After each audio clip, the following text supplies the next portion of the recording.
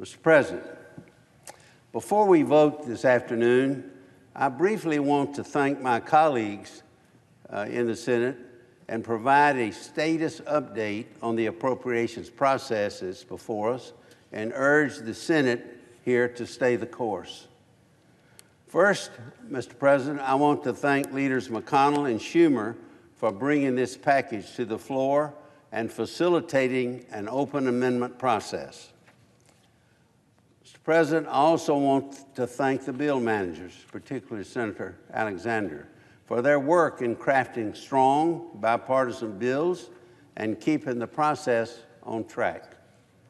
In addition, Mr. President, I want to express my appreciation to Senator Leahy, the Vice Chairman of the Appropriations Committee. Vice Chairman Leahy is a man of his word, and that has been essential to the committee's ability to move bills. Finally, I want to thank all of my colleagues for their cooperation and their input during floor consideration of this package.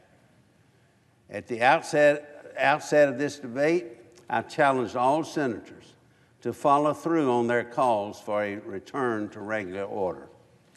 To that end, several amendments received up or down votes on the floor, and dozens more from both sides were included in the manager's package. Mr. President, we also rejected controversial authorizing provisions for the good of the process. And now, as we are getting ready to vote on final passage, I hope my colleagues agree that we're headed in the right direction here. I recognize that this package must still be reconciled with the House version before we can get it to the President's desk. But, Mr. President, I'm optimistic that we can do that in short order. We also cannot forget the 9 other appropriations bills that remain. The Appropriations Committee has already reported 7 of these remaining bills to the full Senate, all with strong bipartisan margins. This week, the committee will mark up the final 2 appropriation bills, Defense and Labor HHS, and I'm hoping for a similar result. And while we're about a quarter of the way through the 2019 appropriations process, we still have a long way to go. But, Mr. President, we do have a framework for success. No poison pill riders, no new authorizations of law, no non-germane provisions. And I've said it many times before, and I will keep saying it. This is the basis of the agreement that I have with Vice Chairman Leahy. This is the approach that our subcommittee chairman and ranking members have adopted in producing strong and balanced bills. This is the way to avoid the catch-all spending measures and shutdowns we all detest. This is how the appropriations process is supposed to work. Mr. President, this is simply what the American people expect both parties to do.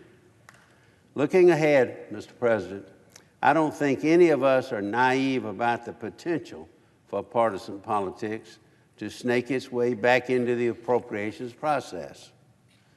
Tomorrow is a different day, as we know after all, but we all have a constitutional responsibility to allocate taxpayer money in a deliberate manner, and we have a viable path forward here. So it's my hope, Mr. President, that today marks a new day for the appropriations process in the United States Senate. To all of my colleagues, I want to thank you for your cooperation. And I ask that you continue to work with us in the weeks ahead so that we can successfully pass all 12 appropriations bills on the Senate floor. With that, Mr. President, I urge my colleagues to support the bill. It will come before the Senate in a few minutes, and I yield the floor.